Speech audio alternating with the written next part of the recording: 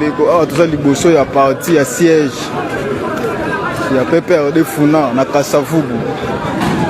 Omona awa ndenge bandeko na biso ya UDPS bazo vandaliser, bazo buka, batumbi tina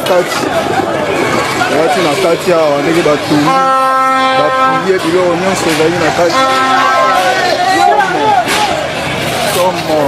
Somo bapiye tina kati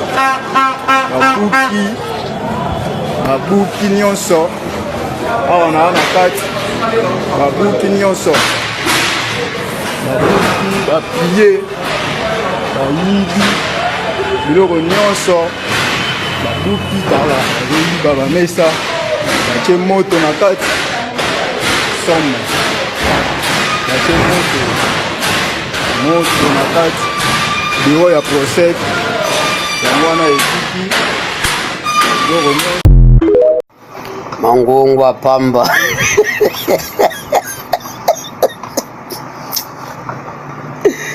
Kabila na Goma yo na Lubumbashi kimi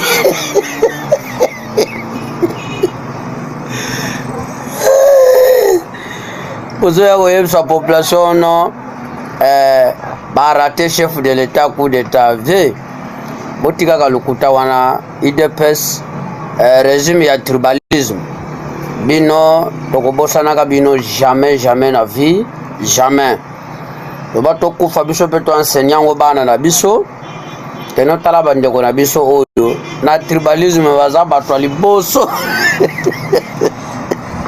baza batwa liboso bosalaka RRT bazalaka ba chef même na ba entreprise publique ya l'état pona nini tala tribalisme baza nango. Lelo tapis présidentiel comme tapis ya ba musicien ba Mike Kalambai ba Moïse Mbiye ba Mukuna ba Wazalen soki Wales donc ba koma bato ya modèle wana ba nomination bazalaka nango tala do ba biso bato wa province msusu to tangisa bana na biso eloko wana sinon mkono msusu soki to telemeli bango te bana na biso pe ba ko souffrir un jour ndenge biso tozo souffrir. Alors biso likambo ya koya ya Kabila soko kimaki etali biso te yo soko kima Kabila na Lubumbashi yeba keno Kabila mutu asalaki yo zala wana tango fashion yo alati si antibal jura ave Félix jura zo prêter serment Kabila ke lugali bende vraiment ya antibal ateye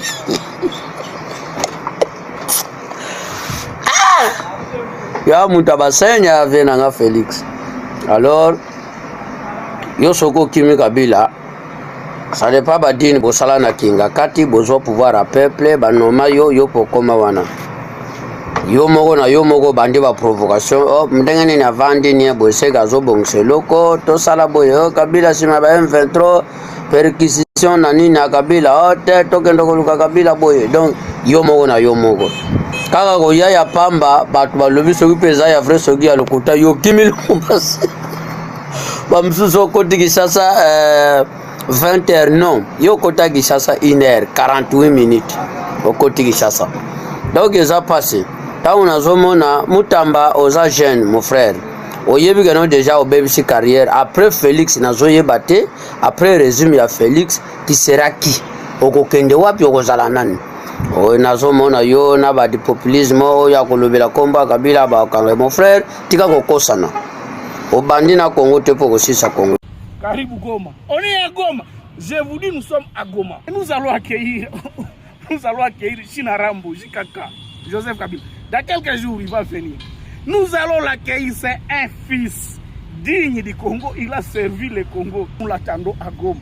Nous n'avons pas de problème avec lui. Et vous pensez que la meilleure manière de récompenser, c'est de les chasser du pays? Mais même pour le président élu en 2023, mais qui n'était pas proclamé, M. Moïse Katumbi. Il doit revenir au pays. Lui aussi doit revenir. D'ailleurs, après China Rambo, quand il revient au pays, nous appelons aussi Moïse Katumbi. Après l'autre que nous allons appeler, c'est Moussa Nyamwisi, qui a déjà fui le pays. Il va aussi venir. Nous avons besoin de tous ces gens. Tous les exilés, vous avez vu Franck Diongo, comment il était venu. Voilà, tout le monde doit revenir. Nous sommes un peuple, nous sommes un pays. Donc, mais on vous a pris, le Félix là. Mais c'est grâce à Nanga et Joseph Kabila que Félix est devenu président. Bon, mais il est venu de la galère, il n'avait rien. Rien du tout. Je vis d'abord du salaire de mon épouse parce que... Il n'avait même pas un vélo. Moi, je vous dis, un vélo coûte à peu près $80. Il a été nommé président de la République. Il est devenu multimilliardaire grâce à Corneille Nangaa et Joseph Kabila. Mais comme récompense, il déboulonne le système, il les chasse tous. Et Moïse Katumbi qui avait pris cette famille en charge depuis la mort de Tshisekedi jusqu'à quand Félix est devenu président. C'est Moïse Katumbi qui payait tout. Tout pour la famille de Tshisekedi. Mais aujourd'hui, il est récompensé comment? Et vous continuez avec un pouvoir comme ça? Non. Moi, j'encourage Corneille. Je vais prier pour cette semaine. Cette semaine, la semaine 5. Je vais demander à Dieu de donner la force à Corneille Nangaa pour qu'il parte libéré partout. Kisangani, Butembo, Beni, Bujimaï, Lubumbashi, jusqu'à Kinshasa. Moi, je vais prier. Je vous dis, cette semaine, je vais prier. Et je sais que Dieu va exaucer ma prière. À partir de la semaine prochaine, vous allez voir des miracles. Il a abandonné sa famille à cause de cette lutte. C'est quelqu'un qui mérite les encouragements. Et moi, je l'appelle à continuer avec cette lutte. Nous n'avons plus besoin de ce régime des incompétents. On en a marre. Les rois soleil, les Zulukables, Lazare ressuscité. Lazare ressuscité.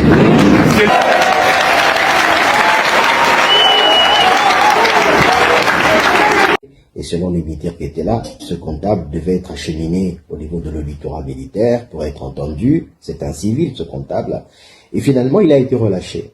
Alors, ils n'ont rien trouvé d'anormal, ils n'ont rien trouvé de compromettant.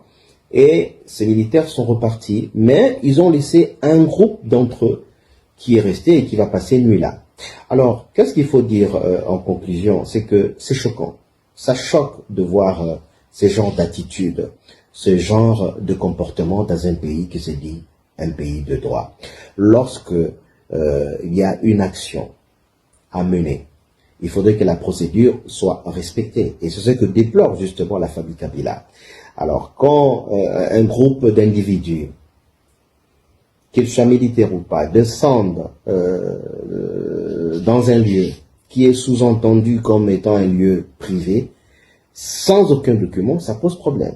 Ça pose véritablement problème. Est-ce que c'est l'état de droit que nous voulons construire? Non. L'état de droit ne doit pas être un simple slogan. L'amélioration de la justice dans notre pays ne doit pas être un simple slogan. Il faudrait que les choses soient véritablement améliorées. Il faudrait qu'il y ait véritablement amélioration. Alors, c'est ce que nous déplorons, c'est ce que la famille Kabila déplore. Il faudrait que la procédure soit respectée et qu'un bien qui est un bien privé, lorsqu'on veut y entrer, une concession privée, on veut aller visiter, on veut aller perquisitionner, il faudrait être muni des documents. C'est rien que ça, mais jusque-là, ils n'ont rien trouvé parce que cette concession, je le dis encore, abrite des dépôts, des commerçants, des affairistes, qui ne sont même pas des Congolais, qui sont des expatriés, qui ont choisi la République démocratique du Congo comme seconde patrie. Ils sont là, ils y travaillent, et ils ont leur dépôt, et ils louent, c'est pas leur pays. Lorsqu'ils ont des marchandises à entreposer, qu'est-ce qu'ils vont faire?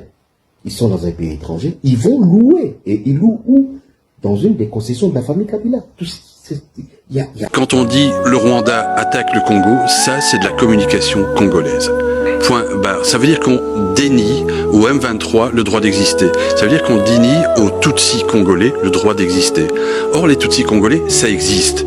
Je veux dire, quand on a mis les barrières, les frontières en 1885 avec la Convention de Berlin, on n'a pas regardé où étaient les ethnies et ainsi de suite. Donc évidemment, s'il y a des Tutsis un petit peu à droite, il y en a forcément à gauche. Ce qu'on a toujours refusé de reconnaître au Congo. Donc les Tutsis sont véritablement victimes de violences terribles. Il y en a à peu près 80 000 qui sont toujours dans des camps au Rwanda depuis plus de 30 ans aujourd'hui. Et il y en a plus de 200 000 qui sont en Ouganda et au Kenya. Ça, c'est une réalité. Donc quand le M23 dit « nous, on a des droits et on veut vivre chez nous », ça me paraît relativement légitime.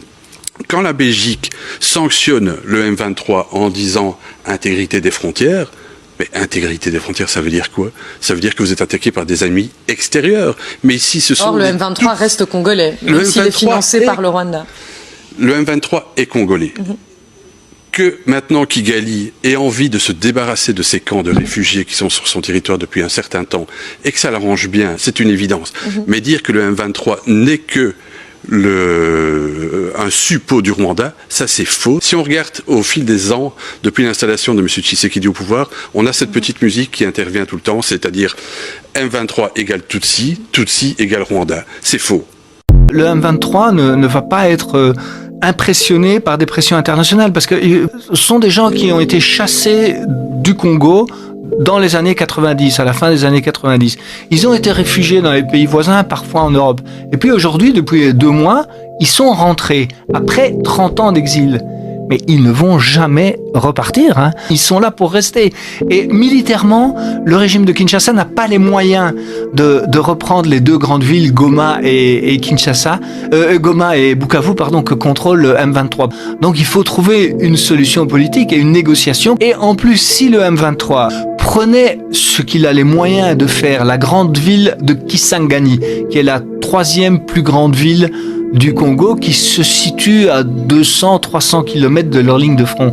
Alors je pense qu'à ce moment-là, le régime de Kinshasa s'effondrerait. Donc la solution au conflit aujourd'hui, ce sont des négociations entre le gouvernement de Kinshasa et le M23, qui aujourd'hui est dans une alliance plus large, l'alliance Fleuve Congo, présidée d'ailleurs par Corneille Nangaa, qui est quelqu'un de très connu au Congo et qui n'est pas du tout ni Tutsi ni du Kivu, et qui veut négocier avec Kinshasa.